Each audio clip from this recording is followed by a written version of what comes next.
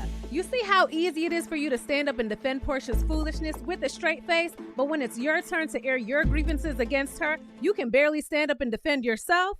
Girl, let's talk about it. Roxiie says we're gonna talk about it.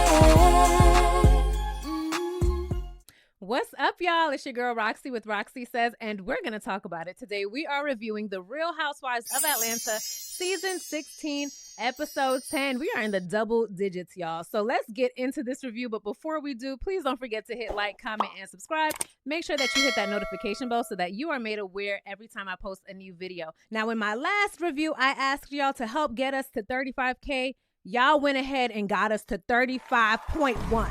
Thank you so much. I appreciate each and every single one of y'all. Every like, every comment, every subscription.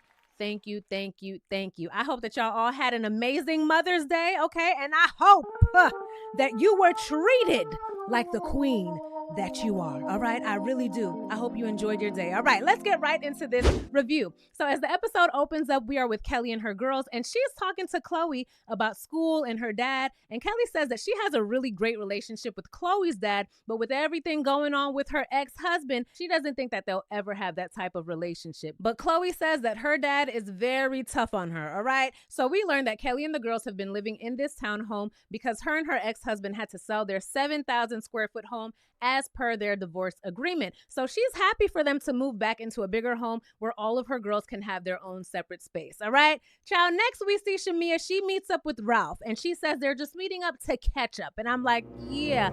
Okay. So after all the small talk is out of the way, Ralph says that he's interested in doing another podcast since he's already done one with Todd and Ross, who are Candy and Sonya's husbands, respectively. Okay, we remember Todd, Ross, you know, the whole gang from last season, last season, right? Okay, so Ralph says that he wants the podcast to be called King and Queen Podcast, where it would be a concept of Family Feud meets Battle of the Sexes. And in Shamea's confessional, she says that she feels absolutely no way about meeting up with Ralph because on her end, it's all business and they have worked together before. She's like, look, I don't know if Ralph has any ill intent towards this meeting, but I don't. And that's all that matters. And I said, okay, Shalap Dog, did you check with Drew first though? Did you check with Drew? Okay, because Drew claims that what her and Dennis have going on is all business as well. And that's the same thing that everyone else has been requesting Drew to do in regards to working with Porsha's baby daddy. Now, at least Drew could show that she at least tried to contact Porsha through calls, through text messages. Did you even try to contact Drew? Hey, Drew, girl, I'm about to meet up with your slopehead husband, Ralph. I just want to make sure that everything is okay. Did you do that? No, you didn't, because we're going to see later in the episode that someone else had to tell Drew about this little meetup, all right? So they chat about Ralph and Drew's divorce, and we learned that they moved pretty quickly when they met each other. So Ralph says that he proposed to Drew in 3 months. They were married in 5 months, and Drew was pregnant at 8 months. Let me tell you something. People don't even really start showing their ass until they get around like 6 months, 8 months, okay? And these two were already married at that point. I said, wow. I said, wow, but to each their own. So Ralph claims that he doesn't like who Drew is becoming. And I said, I bet you don't. Why don't you like who Drew is becoming? Is it because she finally speaks up for herself and she doesn't let you play in her damn face anymore? If that's the case, I can 1000% understand why you don't like the woman who Drew is now becoming. So Ralph says that her working with Dennis was a huge thing for him. And I'm like, I'm sure you letting your kissing cousin Courtney from last season disrespect her was a huge thing for her as well. Or your trips to Tampa, I'm sure those were a huge thing for her as well. Or you banning her sister from the house, I'm sure that was a huge thing for her as well. And those are just the things that we know about, okay? I'm sure there's a lot more. Either way, weren't y'all already going through your divorce when she started working with Dennis? Like, wasn't y'all already in the midst of this divorce? Slowpad Ralph says that out of respect, someone should have reached out to him to get the okay. Y'all are not together. You are going through a divorce. He wants Drew to be treated as some type of property of his where people have to check in. Y'all ain't together anymore, sir. The same way that Porsha wants Dennis to be treated as some type of property of hers. Y'all aren't together anymore, Miss Mamas. Maybe Porsha and Ralph should get together because those two, they seem to be operating on the same type of dumbass frequency, all right? So Porsha then shows up and she doesn't give a fist bump. She doesn't give Ralph a fist bump like she she did with Simon, she knows Ralph, okay? So they get a nice tight hug. That hug was real tight, real tight. And in her confessional, Porsha says that she just wants to make it clear that she is not hanging out with Ralph, okay? And this isn't a tit for tat situation. I think the fact that Porsha even had to say that shows that she knows full well that what she's doing right now is hella hypocritical. She knows how this looks. And then we get Ralph in his shirtless confessional, and he says that he had absolutely no idea that Porsha was going to be at this little meeting. And then in Shamea's confessional, she says that she brought Porsha as a witness so that no one can say anything inappropriate happened. Girl, you should have brought a different witness. You should have brought a different witness, because no one is going to believe you nor Porsha, especially when we know that Porsha can't even own up to any of the things that she says herself. Porsha is not a trustworthy witness for anything. So now we see them order their food. Porsha orders some Hennessy, and I'm like, oh boy, we know how things go when Porsha drinks Hennessy. Then she claims that she can't remember anything, right? So Ralph tells the waitress to bring some shots, and Portia's like, no. How about no shots? Because I have a bone to pick with you. And she shows Ralph a text message from Dennis saying, I told Drew that I wouldn't her, okay, and to just run me my money. And then in Porsha's confessional, she claims that the reason why she showed this text message to Ralph was to calm his concerns about Drew and Dennis sleeping together. So she wants to make it clear that all Dennis wanted from Drew was her money and not her booty. Porsha, didn't you say you didn't care either way? Right? Didn't you say you didn't care? You don't want to be in their business as long as he's there for PJ. You don't care about anything. Now, we know that that's a damn lie, but that's what you said. We are now on episode 10, and you're still running around showing text messages about Drew and Dennis. Okay, so Porsha says that Drew talked about her child by saying that her album can help PJ's college fund. And Ralph was like, oh my God, she said that? No, that's so disrespectful. Oh my gosh, that's so disrespectful. Ralph, if you don't shut up, okay? So Ralph says that he is the one who filed for divorce first because Drew told him that she had an affair with Ty. Now, we know Ty, she's currently on Basketball Wives this season, but we know that Ty be stealing everyone's girl in Atlanta, okay? That's what I know about Ty. I've seen her on other shows. I've seen other blog posts about her. And from what I've seen, Ty is the real Mrs. Steal Your Girl. So fellas, be careful when she comes around. So when they do ask Ralph about his activities during the marriage, Porsha asks him if he's been sniffing other ladies, and if he has, where has he been sniffing them? I'm like, well, Porsha, that's very inappropriate. That's an inappropriate question. One, because it's not your business, but two, the way that you're asking, it's giving a hint of flirtation. Just a little bit of flirtation, okay? But Ralph claims that he never, ever cheated when he was in that marriage. Now, do we believe that? Let's say it all together. No, we don't believe it, all right? Then they talk about the Angela situation, and Shamea doesn't understand how Porsha and Angela can make amends when Porsha is the one who actually said the comment, but Angela is still mad at Shamea for just laughing about it. Clearly, Anja held you, Shamea, to a higher standard, and she explained that to you, and she expected more from you. She already knows how Porsha gets down. Now, like I said in my previous review, I don't even think that Angela should be cool with Porsha at all. I don't think that she should have accepted that fake-ass apology where Porsha didn't even admit to saying what she did say. But that's just me, okay? So Shamea tells us that defending Porsha causes her to have issues with all of the other ladies in the group, but Porsha didn't ask her to defend her. She's just that type of friend. That's just who she is. Shamea says she don't care. She gonna show up and clock in for that one-sided friendship no matter what. No matter what, all right? Now, she didn't call it one-sided yet. We're gonna get to that later in the episode, but Shamea, I need you to open your eyes, baby.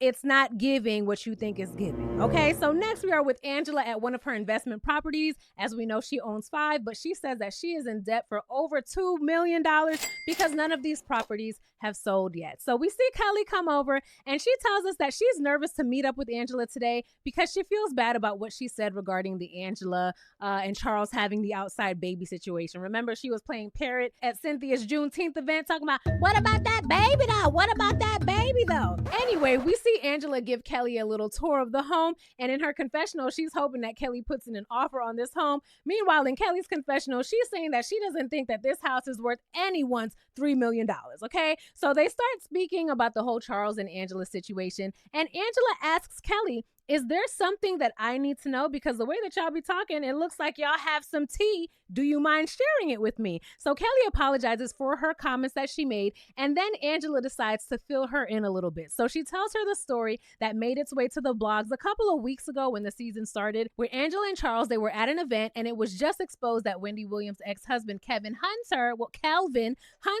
had a baby on her, okay? And Angela says that she went up to Wendy and she told her, girl, it's just a baby. Now, let's pump the brakes. When Angela said that, I was like, girl, what?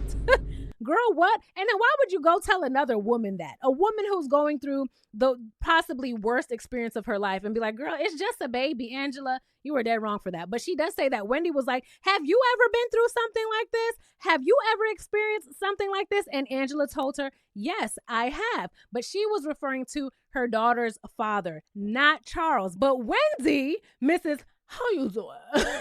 Wendy took it as if Angela was talking about Charles, okay? And then there were articles posted about it. And Wendy also said it on her show. Wendy was an absolute mess. Wendy was such a mess, but she does say that Charles doesn't care about it because he knows that it's not true. So he never felt the need to clear the rumors up, okay? But she does say that there has been instances of infidelity in their marriage. And she says that she's not making any excuses for Charles, but she thinks that he did those things because it was during the whole Madison Square Garden period and he needed to feel validated. Now, I knew that you two didn't just break up because this man got kicked out of a damn stadium. I knew that there was more to the story, but Angela says that she prides herself on being transparent about her relationship, and she says that they both fought to make this whole thing work. I said, okay, Angela, okay. So next they move on to the Porsha and Shamea situation, and Angela says that she's a little disappointed in Shamea because they've had private conversations where she said that she's had issues with Porsha, and Porsha didn't truly want her to be a part of this group, okay? She also says that she was hurt by Porsha not attending her wedding, but she's afraid at her big age, she's afraid to speak to Porsha about all of these things. And Kelli is like, oh no, you should be able to tell your best friend anything like I do with Britt. When she's right, and when she's wrong, she's wrong. Girl, Britt is not your best friend. Britt is not your best friend, but I do appreciate the foreshadowing because we know that those two are going to fall out. And like I've been saying, me can't wait to see it. Me can't wait, okay? As far as Shamea, baby girl, you have money for surrogates, okay? You got money, right? So go hire you a therapist who can teach you your self-worth, who can teach you about self-love, who can teach you how to stop being a damn people pleaser and how to say no, how to speak up for yourself, okay? You can get help for that, ma'am. You really can. And Angela says that Shamea told her that she didn't want to just be seen as Porsha's sidekick, as her lapdog, and Angela thinks that the ladies should have a conversation about all of this. But in Kelli's confessional, she says that she thinks that Angela should just mind her business. Now, that's a lot coming from you, Kelli, because we're going to get to you in the end of the episode, and girl, you just yapping away. All right. So next we are at Britt's house with her husband, Mark. I always get his name confused, but he's making her a bacon, egg, and cheese. And she asks him to put 4 slices of cheese on that thing. 4 slices of cheese. Anyway, did y'all see Mike? He looks kind of different today in this scene. He looked a little different in my opinion, okay? Anyway, we know that Britt's mom is coming to live with them, but she's concerned because she says that her and her husband, they just love to walk around the house naked. With the kids in the house and everything, y'all just be walking around the house naked.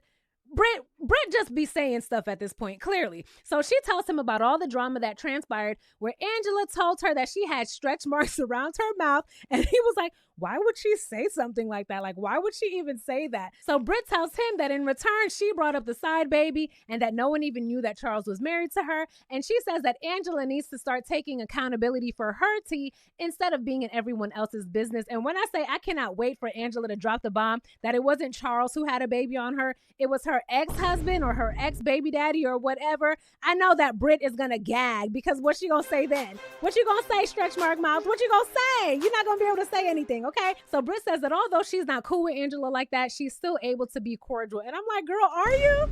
Are you? Because, girl, we see at the smallest comment, you ready to get up out of your seat and fight people, right? Are you sure you're able to be cordial?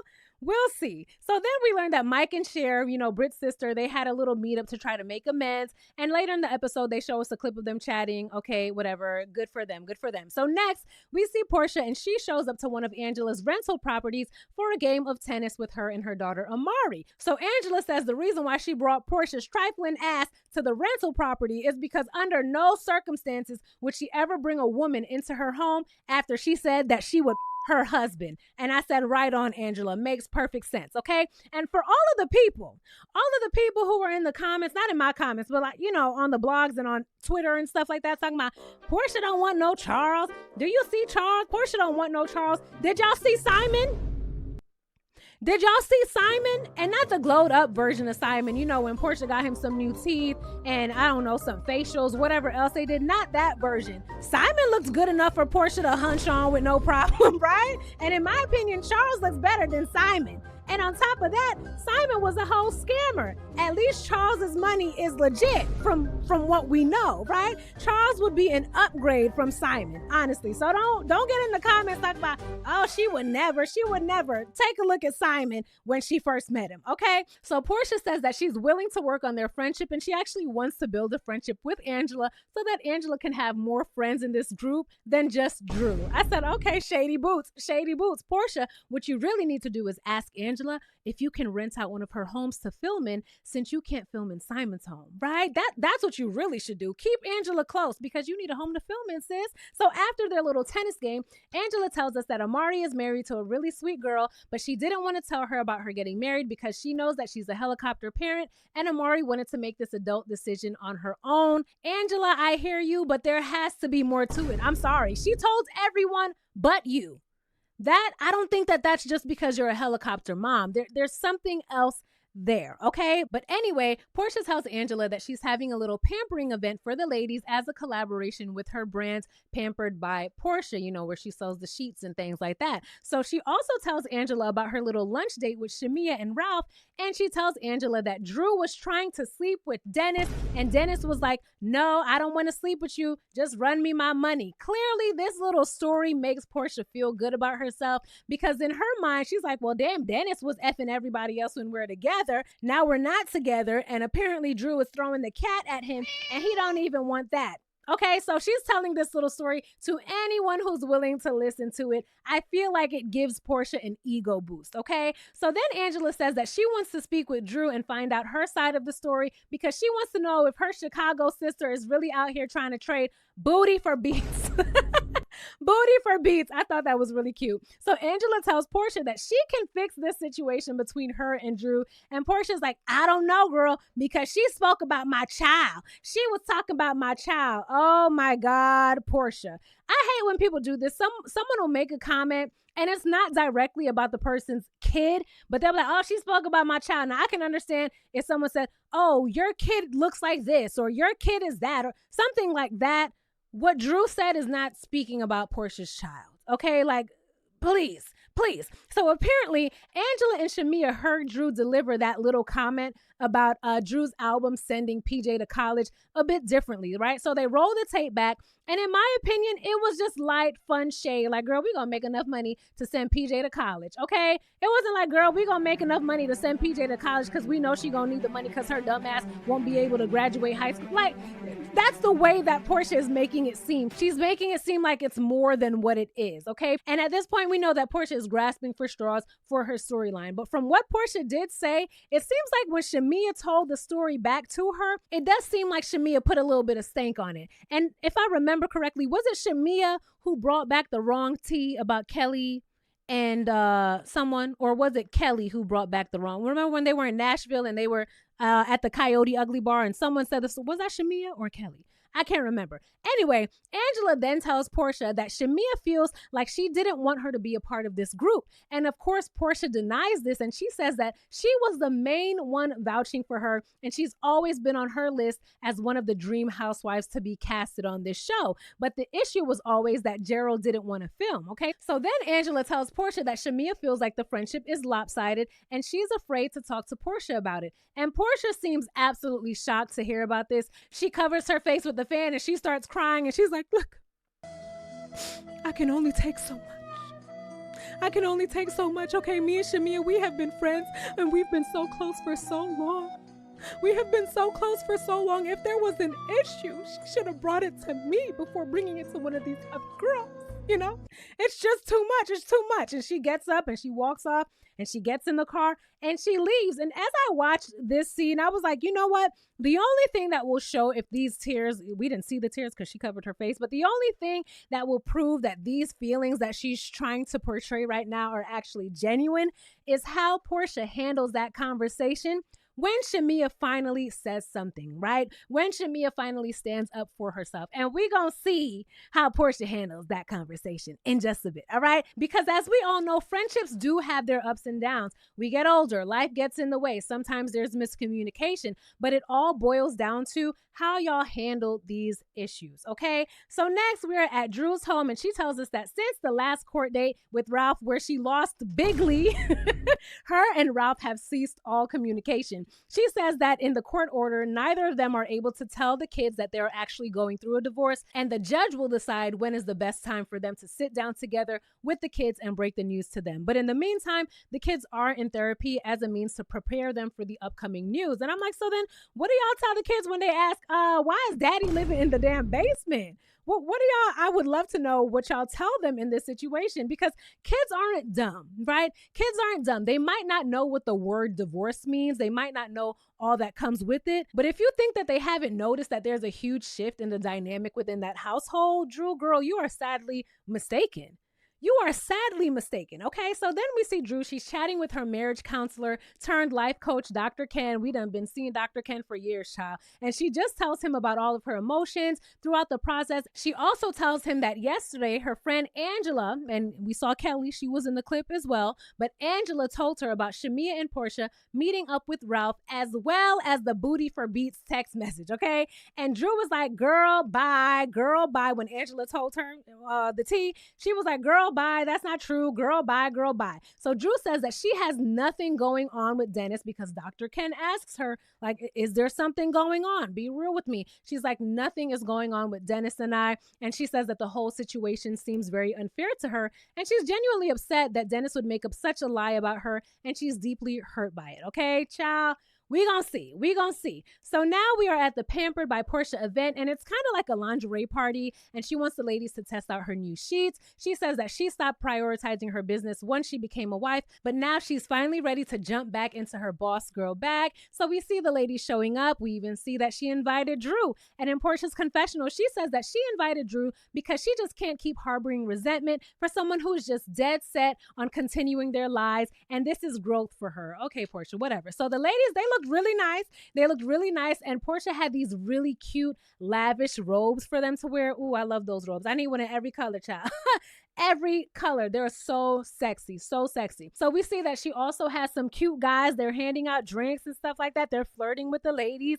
Real cute. They all get massages, and then they get their own sexy individual photo shoot. And now it's time for a group photo shoot. And when they do this photo shoot, we see Drew. She's sitting and she's talking with Kelli and Cynthia. And she's trying to figure out the logistics of what's going on. She's like, okay, well, can we use this content for our Instagram? Or are these images only owned by Pampered by Porsha? Are we now brand ambassadors? Questions that need answers, okay? And in Drew's confessional, she says, oh, now I know why I was invited, okay? Even though I was fired from Go Naked Hair, Porsha made some good money with me on that campaign. That's why she brought me back for this. Okay, it makes sense. And Drew feels like this whole thing is a scheme that Todd set up for Porsha to get some free promo shots, okay? So regarding Shamea, Porsha tells us that she doesn't have the bandwidth to deal with that situation right now. She just wants to focus on her event right now, and she's going to put all of the Shamea BS to the side. And I'm like, girl, this is your best friend. Someone told you that your best friend feels hurt by your actions, and you want to put it to the side? But girl, you could talk about Drew and Dennis all day. Your band sure has enough width for that conversation, but not this, your best friend. Okay, girl. So next we see Kelli and Shamea. They're chatting, and she tells her what Drew said about her regarding the whole Porsha situation. We then see a clip of Drew saying that Shamea needs to put on her big girl panties and address Porsha, and she's been Porsha's lapdog for too long. And Shamea's like, oh, so she wants to carry on with that narrative. Shamea, it's not a narrative, baby. It's what we all see. It's what we all see. It's what we've seen for years, honestly, okay? And the fact that you're afraid to check Porsha only adds more validity to that narrative, right? So Kelli tells Shamea that Angela told them that Porsha was in tears about the situation and that Shamea always runs to other people and she only tells certain sides of the story. So in Shamea's confessional, she says that her and Porsha are great friends and she can't even believe that Porsha would allow a conversation like that to be had and not bring it up to her. And she says that it really hurts her. Why is that so hard for you to believe? And now I'm convinced that you didn't watch any previous seasons of the Housewives of Atlanta. Why is that so hard for you to believe? Have you not seen how Porsha's moved and talked about you and not been there for you the way that you've been there for her? Have you not?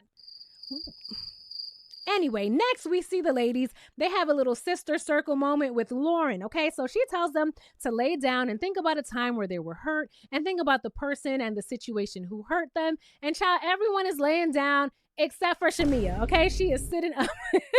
Shamea's the only one sitting up looking around like a little lost puppy, okay? So Kelli sees this and she runs over to her and Kelly's like, girl, now why aren't you meditating? And I'm like, Kelli, clearly you weren't meditating either, because if you were meditating, you wouldn't have been able to see that Shamea wasn't meditating, right? Kelli just trying to get all the tea. Kelly's so messy. Kelly's so messy. But Shamea says that she's not laying down because she doesn't feel comfortable enough to lay down and she doesn't feel at peace right now. So then Porsha hears them, so she sits up and she shushes them like, girl, be quiet, be quiet. And Kelli tells Shamea that Angela went back and told Porsha everything that she told her, okay? But Shamea, you should have already known that that's what was gonna happen, right?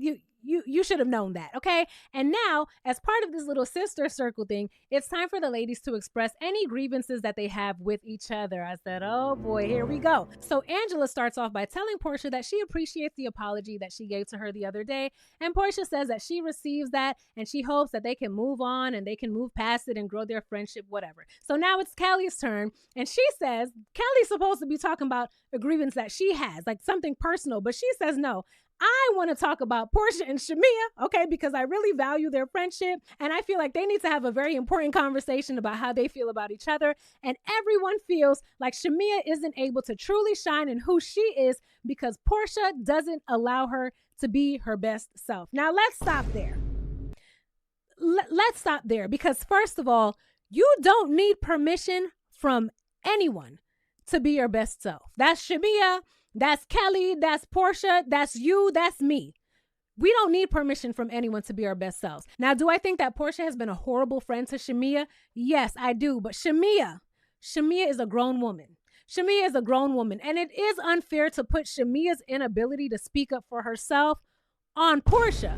People do what you allow, and Shamea has already admitted that she is a people pleaser. I think that Shamea also needs to take some accountability and get help with building up her self-worth, because in doing so, Shamea will definitely drop Porsha as a friend. She will be able to realize that Porsha does not have her best interest. Porsha does not have her back, okay? But that is some self-work that Shamea has to do. But for Kelli to phrase it as Porsha not allowing Shamea to be her best self, that gives Porsha way too much power in Shamea's life. Don't give Porsha that power. She don't have that power, okay? And on top of that, the fact that Kelli has to bring this up for Shamea is also crazy as hell to me. Shamea, stand up, okay? Stand up. Come on now, girl. Come on. But did y'all peep that when Kelli was saying all of this, Porsha was making faces?